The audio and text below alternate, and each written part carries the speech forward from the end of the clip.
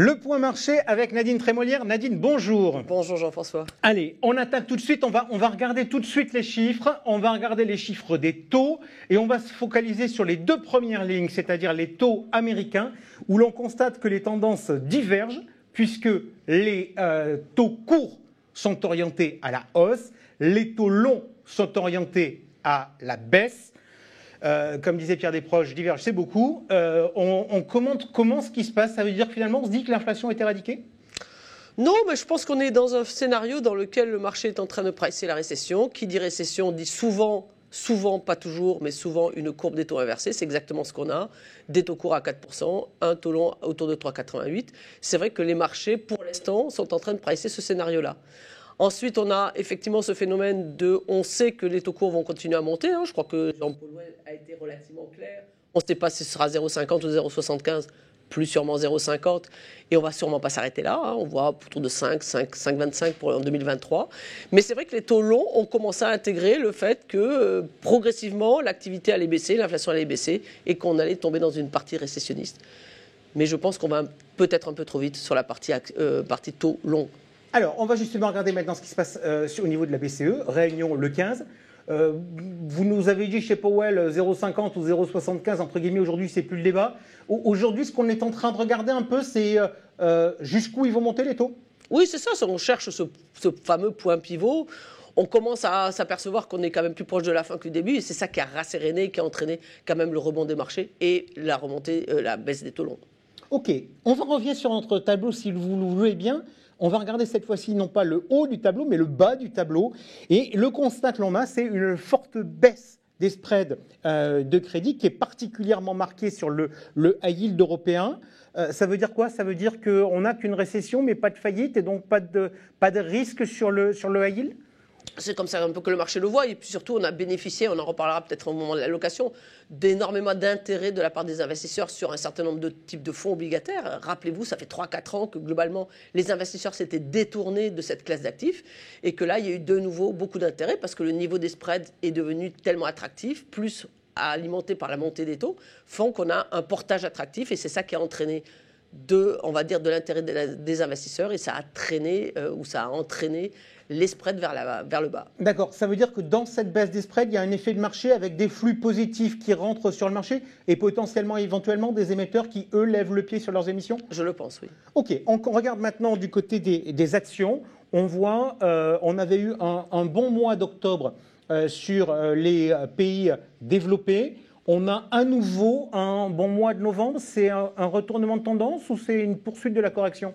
Ou un bear market rally. Il y en a certains qui considèrent qu'on est toujours un peu dans le bear market rally. Globalement, on a rebondi de 15 à 17% depuis les points les plus bas, dans une tendance qui est quand même relativement baissière sous l'année. Et puis, il y en a certains qui considèrent qu'on est dans un point d'inflexion. Moi, je pense qu'on est un peu entre les deux.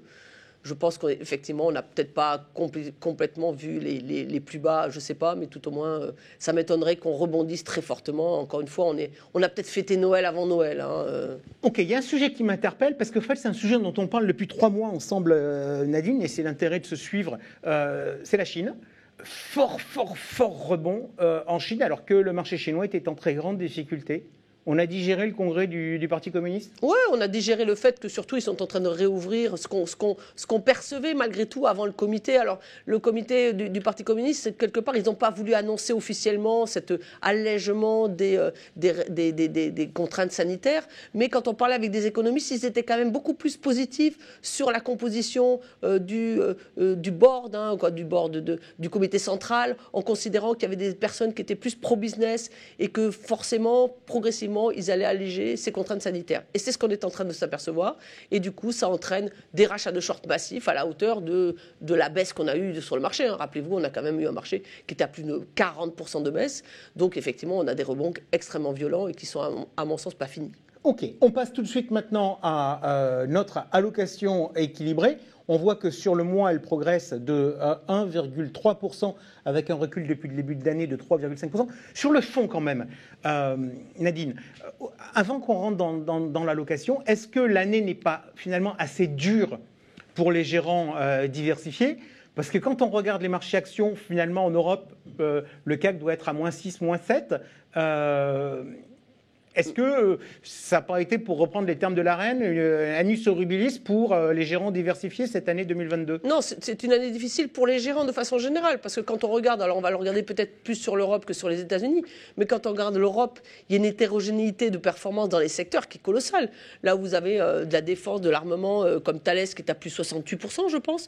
Vous avez des valeurs de technologie qui sont à moins 40%.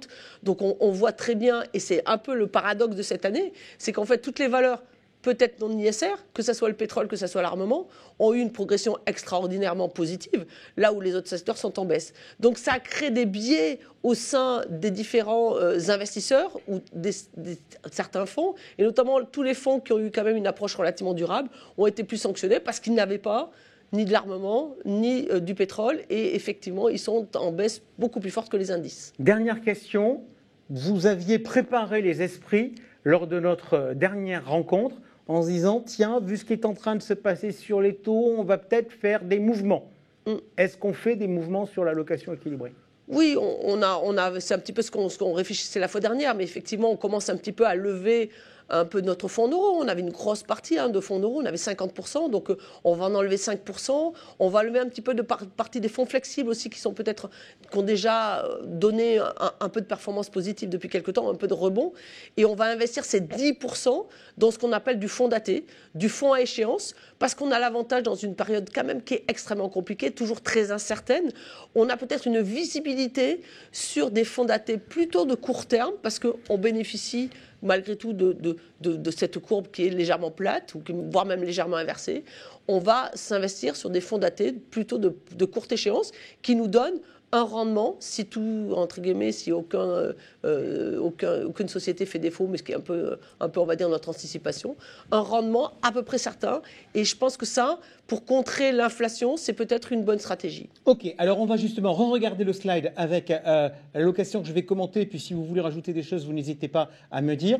Donc, 45% maintenant de fonds en euros, c'est-à-dire 5% moins qui viennent d'être réaffectés sur des fonds datés. Des fonds actions, 20%.